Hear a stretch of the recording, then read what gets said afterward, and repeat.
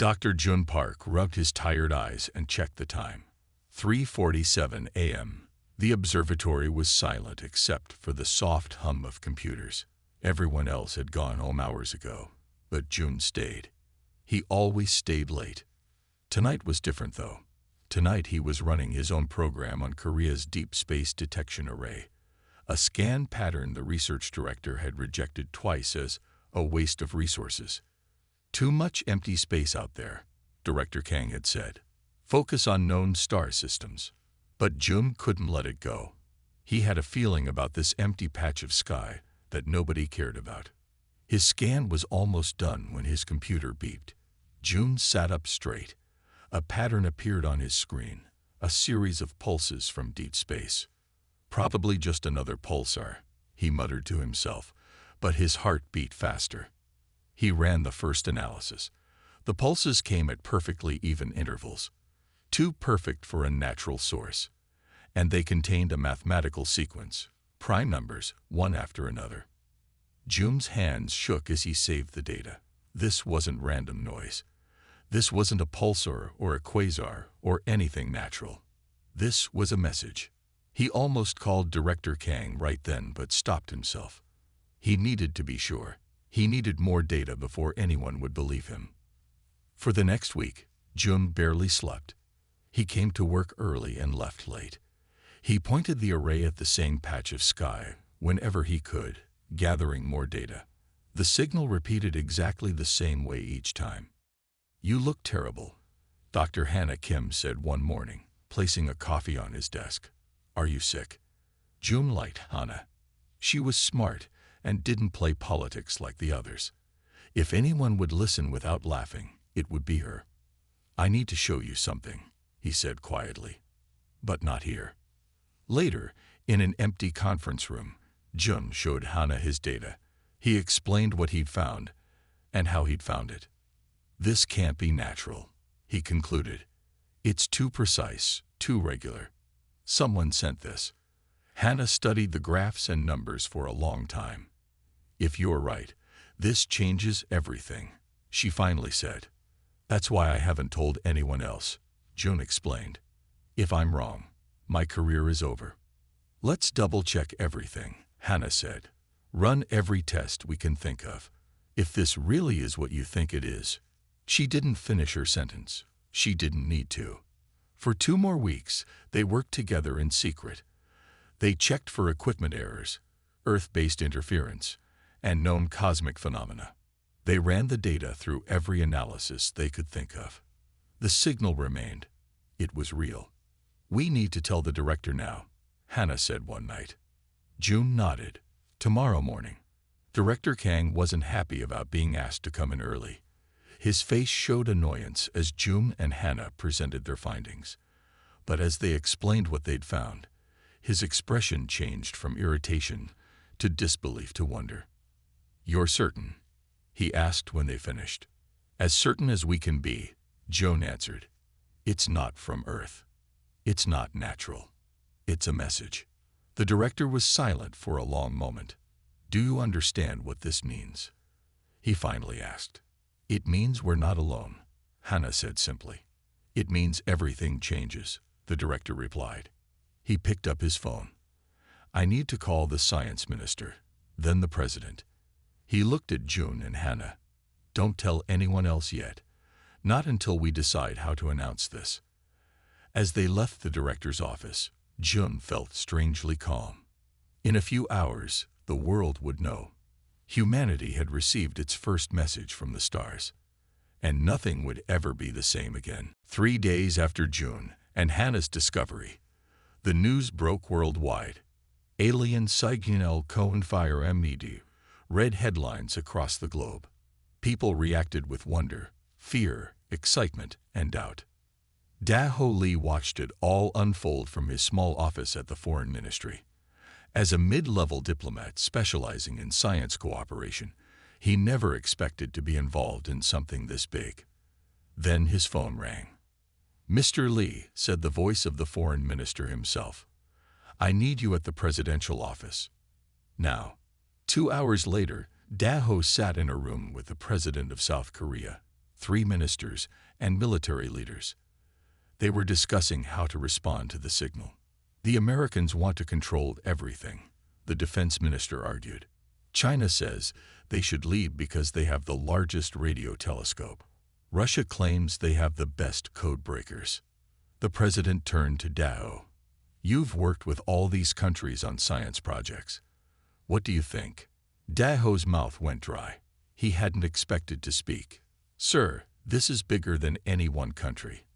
We need everyone's help to understand this message. The president nodded. That's why you're here. I'm appointing you as our representative to the international response team.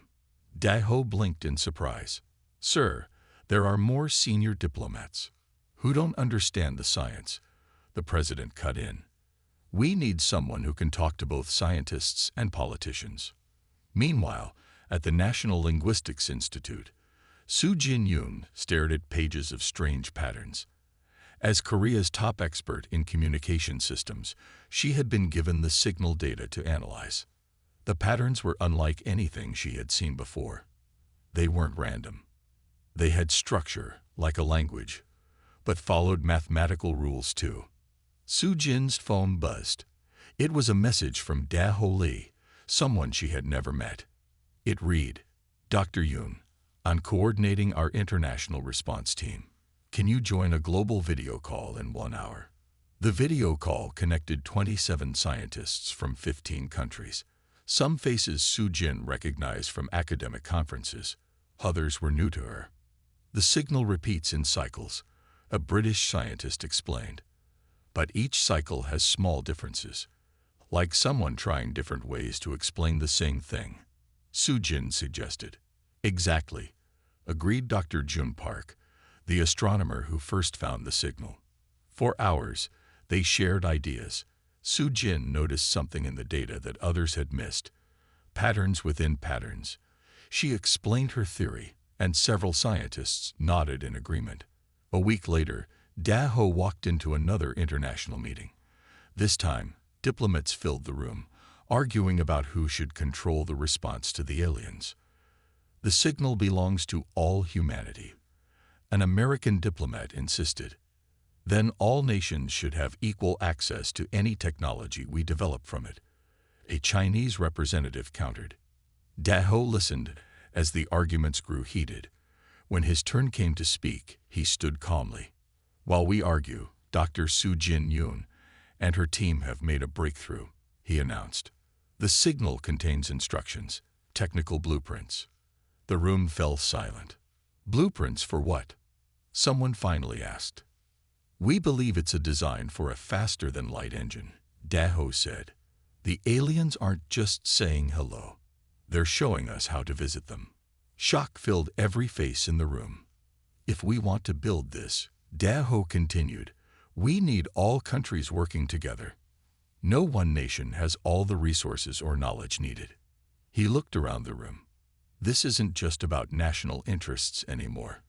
This is about humanity taking its first step into the galaxy. As he sat down, Daho knew the real work was just beginning. The signal had united Earth's scientists, but could it unite its governments? Could humans set aside their differences long enough to reach the stars? He hoped so, because something told him they wouldn't be going to meet friends. They would be walking into something much more complex, and they needed to be ready. 6 months after the signal's discovery, a new building stood in the Korean countryside. Inside, engineers from around the world worked day and night on humanity's most ambitious project ever, building an engine that could travel faster than light. Taiwan Choi led the engineering team. He had designed spacecraft engines before, but nothing like this. The alien blueprints showed ideas that human science had only dreamed about. How's progress? Min Ah-song asked as she entered Taiwan's office. As his assistant chief engineer, she managed half the project teams. Taiwan pointed to his computer screen. The power core is working, but the field generator keeps failing. We can't get the energy level stable. Minna studied the diagrams. The aliens must have materials we don't. We're trying to build their technology with our tools. We have to find a way. Taiwan said. The world is watching. And the world was indeed watching. Every country had sent their best people to help. For once, nations weren't competing, they were working together. The project had a name now, Seoul, New Beginning. Seoul wasn't just an engine. It was a small ship, just big enough for one pilot to test the alien technology. If it worked, larger ships would follow. 2 months later, disaster struck. During a test, radiation leaked from the power core. 3 engineers went to the hospital. Work stopped while safety experts checked everything. In an emergency meeting, project leaders argued about what to do. We need better shielding, one expert said. That will take months to design. The United Nations wants results, another reminded them. If we delay too long, they might cancel the project. Taiwan listened quietly. Then he spoke. What if we don't need new shielding? Everyone looked at him. The radiation only affects the pilot's section, he explained. But the readings show it's within survivable limits for a short flight. Minna understood immediately. You want to test it anyway. Who would pilot it? I would, Taiwan said simply. The room erupted in argument. It was too dangerous. They couldn't risk a human life. They needed to fix the problems first. But Taiwan had made up his mind. The next day, he took his plan directly to the International Oversight Committee. I know the risks, he told them. But every day we wait, we lose momentum. The world needs to see this work. After long debate, they agreed to his plan. The test would happen in 1 week. The morning of the test, Taiwan arrived early. He found Minna already there, checking systems. You don't have to do this, she said without looking up. Yes, I do, he replied. Someone has to be first. As Taiwan put on his flight suit, Da-Ho Lee entered the room. The whole world will be watching, the diplomat said. Over 3 billion people are tuning in to the live broadcast. Taiwan nodded. No pressure. Right. If this works, Da-Ho said seriously, everything changes. If it doesn't. I know, Taiwan said. He didn't need reminding what was at stake. An hour later, Taiwan sat alone in the Seoul. Through his headset, he could hear mission control counting down. The ship hummed around him. The radiation detector on his wrist blinked yellow. Elevated but not immediately dangerous. 10 seconds to engine activation, a voice said in his ear. Taiwan took a deep breath. He wasn't just a test pilot. He was about to become the first human to travel faster than light. If the alien technology actually worked. 5, 4, 3, 2, 1. Activate. Taiwan pressed the button. The world outside his window blurred. His body felt strange, like it was both heavy and weightless at the same time. There was a flash of light, and suddenly stars looked different through his viewport. The Earth was gone. The alien engine had worked. Humanity had taken its first step to the stars. And somewhere in the galaxy, ancient powers took notice. Taiwan stared at the blue-green planet through Seoul's viewport. He had traveled 14 light years in less than an hour, a journey that should have taken centuries. The alien engine had worked better than anyone had expected. His instruments showed that this was the exact location where the signal originated. Now he just had to wait. He didn't wait long. A small craft appeared beside his ship.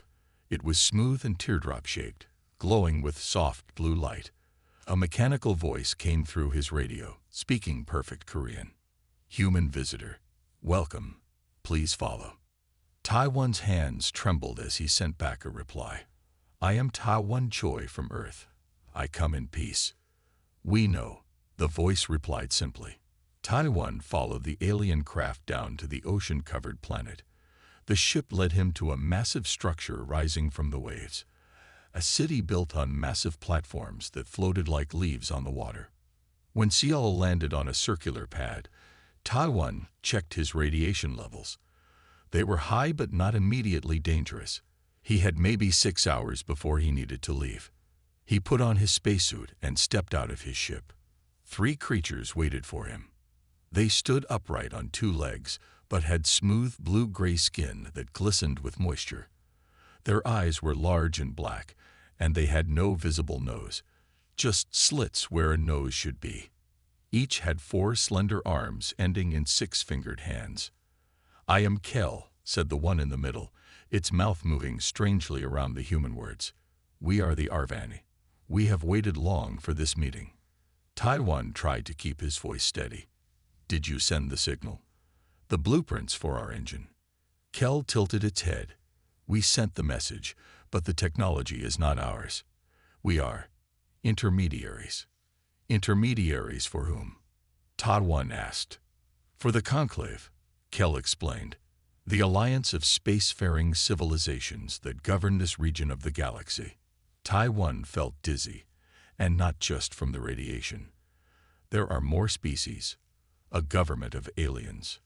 17 major species form the Conclave, Kel said. Hundreds of minor species exist under their protection. Your world has been observed for centuries. Observed? Why didn't you contact us before? The 3 Arvani looked at each other. Your species was under quarantine, Kel finally said. Quarantine? Like we're a disease. Taiwan felt a flash of anger. Not a disease, another Arvani said quickly, but potentially unstable, unpredictable. The Conclave has rules about developing worlds, especially those with your particular traits. What traits? Taiwan asked. Kel seemed to choose its words carefully. Adaptability, aggression, rapid technological development, creative thinking that does not follow expected patterns. Taiwan didn't know whether to be insulted or proud. And now, why contact us now? Some on the Conclave believed it was time, Kel explained. Others disagreed. The message was a test, to see if humans could understand and use advanced technology responsibly. And did we pass? Taiwan asked. That remains to be decided, Kel said. Your arrival here is just the beginning. The Conclave must now decide whether humanity is ready to join galactic society. Taiwan's radiation meter beeped a warning. His time was running short. I need to return to Earth soon, he said. What should I tell my people? Tell them to prepare, Kel said. A delegation from the Conclave will arrive at your world in 30 days. They will evaluate humanity's readiness. They will decide your fate. Our fate isn't for others to decide, Taiwan said firmly. Kel's large eyes blinked slowly. You are still new to the galaxy, human. There are powers and dangers you do not understand. The universe is not the empty playground you imagined. As Taiwan returned to his ship, he felt both wonder and worry. Humanity had dreamed of meeting aliens for centuries. Now they had, but those aliens saw humans as dangerous, unpredictable beings who needed to be judged. He set course for Earth. He had important news to deliver. Humanity was not alone, but they might not be welcome either. When Taiwan returned to Earth, the world celebrated him as a hero. But the news he brought, about the Conclave and their coming judgment, turned celebration into frantic preparation. We have less than a month, Daho told the emergency United Nations meeting. We need a proper diplomatic team ready. World leaders argued about who should represent Earth to the aliens. Eventually, they agreed on a team led by Ambassador Junho Park, a respected Korean diplomat with years of international experience. You'll join the team too, Junho told Taiwan. You're the only human who has met aliens. 28 days after Taiwan's return, a massive ship appeared in orbit around Earth. It was unlike any design humans could imagine. A collection of spheres and rings that seemed to shift and move while staying perfectly still. The aliens requested a meeting place away from large cities. World leaders chose a conference center in a remote area of New Zealand. Junho led the human delegation of 20 diplomats and scientists. They waited nervously as a smaller alien ship landed on the prepared pad. Remember, Junho told his team, we represent all of humanity now. The alien delegation emerged, 17 different species, each stranger than the last. Some walked on legs, others floated or slithered. Some were small as children, others tall as trees. Some looked almost human, while others seemed impossible to understand. The leader was a tall, thin being with 4 arms and pale white skin that glowed faintly. "I am High Counselor Ven of the Conclave," it said through a translator device. "We have come to evaluate." For 3 days, the aliens interviewed humans, requested information, and observed Earth broadcasts. They rarely showed emotion, but Jun-Ho noticed how they reacted to certain things: surprise when humans described their rapid technological progress, concern when they learned about human conflicts, alarm when they saw military demonstrations. On the 4th day, the aliens invited Jun-Ho's team to their ship. They entered a large circular room where all 17 alien representatives sat in a ring. "We have deliberated on humanity's status," High Counselor Ven announced. "Many on the Conclave believe humans are too dangerous to join galactic society." Jun-Ho felt his heart sink. "Your species adapts too quickly," another alien said. "Its body was like a giant jellyfish. You solve problems in ways we cannot predict. You fight wars over small differences," added a reptilian alien. "You might bring conflict to peaceful stars. You develop technology in centuries that took other species millennia," said a short, furry being. "This is not normal. This is not safe." Taiwan stepped forward. "With respect, these things you fear are our strengths. We adapt because we must. We solve problems creatively because our world is challenging. Yes, we have conflicts, but we also work to resolve them." The aliens murmured among themselves. Jun-Ho could tell Taiwan's words had not helped. "The pilot speaks with passion but lacks diplomatic training," Jun-Ho said smoothly. "May I address the Conclave properly?" High Counselor Ven nodded. "Honorable members of the Conclave," Jun-Ho began, "I understand your concerns. Humans are young among the stars. We make mistakes. We can be unpredictable. But consider this: different perspectives bring new solutions. New ideas can benefit everyone." He looked at each alien in turn. "Judge us not just by our past or our differences, but by our potential. We don't ask to join the Conclave as equals yet. We ask for the chance to learn and grow under your guidance." The aliens discussed among themselves for a long time. Finally, High Counselor Ven spoke. "The Conclave remains divided on humanity's status. Therefore, we propose a test, a challenge to prove your worthiness. If humans can solve a problem that has troubled even the Conclave, we will reconsider your position." Jun-Ho bowed slightly. "We accept your challenge." As they left the ship, Taiwan whispered, "What did we just agree to?" "I don't know," Jun-Ho admitted, "but it may be humanity's only chance." The next day, High Counselor Ven presented the Conclave's challenge to the human delegation. "For 800 years, the Conclave has tried to create a stable wormhole network," Ven explained. "Such a network would allow instant travel between any 2 points in the galaxy." A hologram appeared, showing a complex web of energy tunnels connecting different star systems. "We can create temporary wormholes," Ven continued, "but they collapse within hours. A permanent network has been impossible." Jun-Ho looked at his team's scientists, who were already fascinated by the concept. "If humanity can solve this problem," Ven said, "it would prove your value to the Conclave. You have 1 Earth year to present a solution." After the aliens left, Jun-Ho assembled Earth's greatest minds. Leading them was Chief Engineer Ji Wukang, a brilliant woman who had helped design the Seoul's power systems. 1 year to solve a problem alien civilizations couldn't solve in centuries. Ji Wu shook her head. "They're setting us up to fail." "Maybe," Jun-Ho agreed.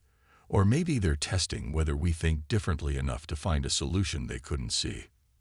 For 6 months, scientists from around the world worked on the wormhole problem. The Conclave provided basic knowledge about their technology, but many details were held back.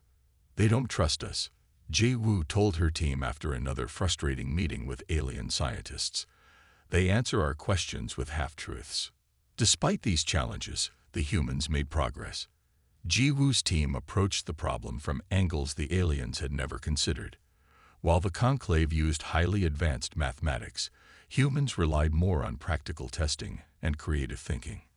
Their technology is thousands of years ahead of ours, Ji Woo explained to Junho. But their thinking is rigid. They follow established patterns. 8 months into the project, a breakthrough came from an unexpected source. A young physicist suggested using Earth's primitive understanding of quantum mechanics in a way the aliens had never tried. The aliens see quantum fields as tools, Ji Woo explained excitedly. We see them as foundations of reality. This might be our advantage. As the team built a test device, strange things began to happen. Equipment failed for no reason. Data disappeared from computers. A small lab fire destroyed weeks of work. This isn't bad luck, Ji Woo told Junho after the third accident. Someone is sabotaging our work. Junho had noticed alien observers watching the project with increasing concern. Some members of the conclave might not want us to succeed, he said quietly. They increased security and continued working. With 2 months left, they were ready to test their solution, a new type of wormhole stabilizer that used principles the aliens had overlooked. The test day arrived. Representatives from the conclave came to witness the experiment. High Counselor Ven stood next to Junho as Ji Woo activated the device. Energy swirled in the test chamber. A small wormhole formed, just like in previous alien experiments. But this time, instead of collapsing, it held steady. 1 hour passed, then 2. The wormhole remained stable. The aliens whispered among themselves. Some seemed pleased, others alarmed. Impossible, one reptilian alien hissed. They cannot have solved it so quickly. Yet they have, Ven replied, its glowing skin pulsing brighter. Ji Woo approached with a smile. The wormhole is stable. Our calculations show it could last indefinitely. How? Demanded an alien scientist. Our greatest minds worked for centuries on this problem. We looked at it differently, Ji Woo said simply. Sometimes fresh eyes see what experienced ones miss. Junho watched the aliens carefully. They had succeeded in the challenge, but he sensed that success might bring new dangers. Some of the aliens looked more frightened than impressed. What had they accidentally revealed about humanity that worried these ancient beings so much? News of the successful wormhole test spread quickly among the conclave species. Some welcomed humanity's achievement, but others grew more suspicious. Ji Woo didn't care about alien politics. She was focused on perfecting the wormhole technology. Her team worked day and night to make the system more stable and efficient. We need to understand why our approach worked when theirs didn't, she told her scientists. There must be something fundamental about their science that they're missing. As she studied the alien data more carefully, Ji Woo noticed something strange. The conclave's technical knowledge was incredibly advanced, but it hadn't changed much in thousands of years. They used the same methods and formulas over and over, just applying them to different problems. It's like they memorized answers instead of understanding the questions, she said to Tawan, who had joined her research team. They know how their technology works, but not why it works. Taiwan nodded. The Arvani told me the conclave has existed for over 50,000 years. Maybe after so long, they stopped looking for new ideas. Ji Woo called Junho to share her discovery. We need to see more of their technology, she said. I think there's a pattern here. Junho arranged for Ji Woo's team to visit the conclave ship. The aliens agreed but watched them carefully. Ji Woo noticed how much of their equipment looked similar, despite being made by different species. Everything followed the same design principles. Back on Earth, Ji Woo gathered her team. I understand now, she said. The conclave species don't innovate anymore. They apply the same solutions to new problems. They follow established patterns. But why? Asked a young scientist. Stability, Ji Wu answered, "When you have a peaceful galaxy for thousands of years, why risk change? They'd perfect what works rather than try something new." This realization helped Ji Wu's team refine their wormhole design. They didn't try to copy alien methods. Instead, they combined human scientific theories with alien technology in ways the Conclave had never considered. 2 weeks later, they were ready for a full demonstration. The Conclave sent all 17 representatives to witness it. In a large test facility, Ji Wu activated the improved wormhole generator. A shimmering portal opened, larger and more stable than before. "We can now create a wormhole that will remain stable indefinitely," Ji Wu explained. "And it requires only 1/10 of the energy your systems use." She sent a probe through the wormhole. It emerged instantly at a receiver station 250 miles away. "The transit is perfect," she said. "No energy loss, no data corruption, no time delay." The aliens examined the data in silence. Finally, High Counselor Ven spoke. "You have succeeded beyond what we thought possible," it admitted. "Your approach is unexpected. Dangerously unexpected," muttered a tall, insect-like alien. Ven silenced it with a gesture. "How did you solve this when our best minds could not?" Ji Wu explained their approach simply. "We didn't follow established patterns. We looked at the problem with fresh eyes." "It's more than that," said a small blue alien who had remained silent until now. "Humans see connections we miss. You use intuition alongside logic." "What do you mean?" Junho asked. "Your species thinks differently," the blue alien explained. "The Conclave races evolved toward stability and predictability. We prefer known solutions. Your species evolved to embrace change and uncertainty." Its words caused visible discomfort among the other aliens. "Your achievement will be reported to the full Conclave," Ven said formally. "A decision will be made about humanity's status." As the aliens left, Junho turned to Ji Wu. "They're afraid of us," he said quietly. "Not because we're dangerous, but because we're different." Ji Wu watched the alien ship depart. "Different isn't always bad," she said. "Maybe they need different after 50,000 years of the same." What neither of them knew was that humanity's success had set in motion events that would shake the foundations of the Conclave itself. While the Conclave debated humanity's future, Security Officer Hyun-Ki Baek worked quietly in the background. As part of Earth's diplomatic team, his job was to protect Ambassador Junho and watch for threats. But he had taken on another task, learning everything he could about the Conclave. "There's something they're not telling us," he told Junho late one night. "The way some aliens react to humans, it's more than just caution. It's fear." Junho had noticed this too. "Can you find out why?" Hyun-Ki had made friends with some of the lower-ranking aliens who served on the Conclave ship. One in particular, a small reptilian aide called Mick, seemed open to talking. "Your species reminds the elders of something from the past," Mick told Hyun-Ki during one of their quiet conversations, "something they try to forget." "What do you mean?" Hyun-Ki asked. Mick looked around nervously. "I should not speak of it, but there are records in the ship's library, historical data not shown to outsiders." That night, Mick secretly let Hyun-Ki into the ship's data center. While Mick kept watch, Hyun-Ki searched through alien historical records. What he found shocked him. The next morning, Hyun-Ki asked for an urgent meeting with Junho and the human leadership team. "We're not the first species like us that the Conclave has encountered," Hyun-Ki explained, showing them the copied data. "There were others with similar traits: adaptability, rapid innovation, unpredictable thinking." "What happened to them?" Ji Wu asked. Hyun-Ki's face was grim. 3 species with traits like ours were discovered by the Conclave over the past 20,000 years. None of them exist anymore. The room fell silent as he continued. The first was quarantined on their home planet.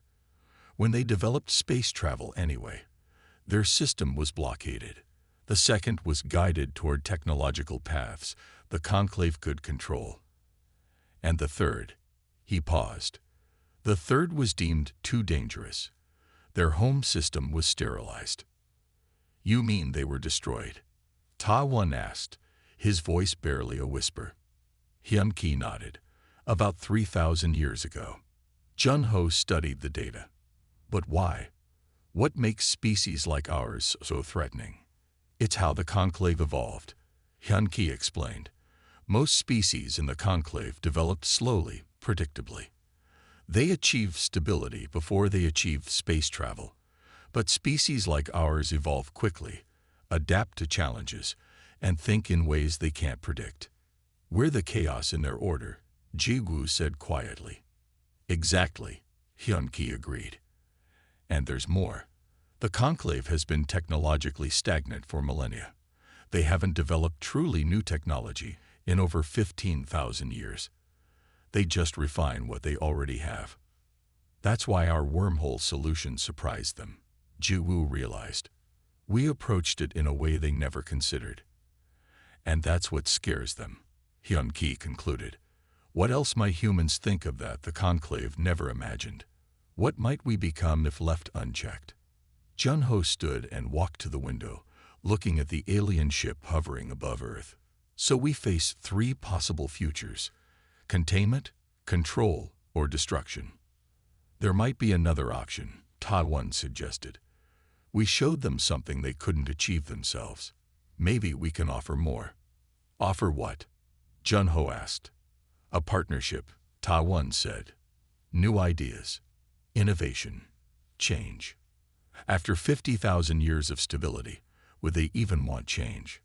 Hyun-Ki asked. Some might, Ji-Woo said.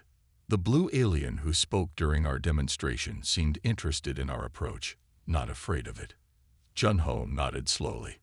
Then we need to find allies within the conclave. Species who see our differences as valuable, not dangerous. We need to act quickly, Hyun-Ki warned. The full conclave vote on humanity's status is in 3 days. If they decide we're too dangerous. He didn't need to finish the sentence. Everyone knew what was at stake. Not just their place among the stars, but possibly the survival of their entire species. The day of the conclave's final vote arrived. The 17 representatives gathered in their ship, while the human team waited anxiously on Earth. Jun-Ho had spent the last 3 days meeting with individual alien representatives, trying to convince them that humanity could be a valuable ally, not a threat. Some seemed to listen, he told his team. Others wouldn't even speak with me. As they waited for the decision, a small alien shuttle landed unexpectedly. The blue alien who had shown interest in human methods emerged. I am Tella of the Luriani, it said. I must speak with you before the vote. Jun-Ho welcomed Tella to their meeting room. The alien seemed nervous. The conclave is divided, Tella explained. Many fear your species. They argue for containment, limiting human technology and expansion. And what do you think? Jun-Ho asked. I believe this is a mistake, Tella said. My people were once innovative like yours, long ago. But we joined the conclave and slowly lost that quality. Now we realize what we gave up. Tella explained that several younger conclave species felt the same way. They had become too comfortable, too predictable. They had stopped growing. Your wormhole solution proved what some of us have argued for centuries. The conclave needs new ideas to survive. What can we do? Ji-Woo asked. Address the conclave directly, Tella said. Not as supplicants asking for acceptance, but as equals offering partnership. This has never been done before, but these are unusual times. Jun-Ho thought for a moment, then nodded. I'll do it. 2 hours later, Jun-Ho stood before the full conclave. High Counselor Ven seemed surprised by his unscheduled appearance but allowed him to speak. Honorable members of the conclave, Jun-Ho began. I understand your fears about humanity. We are unpredictable. We change quickly. We think differently. He paused, looking at each alien representative. But these differences are exactly why we should work together. Not with humans as your subjects, but as your partners. Murmurs spread among the aliens. For 50,000 years, the Conclave has maintained peace and stability, Jun-Ho continued.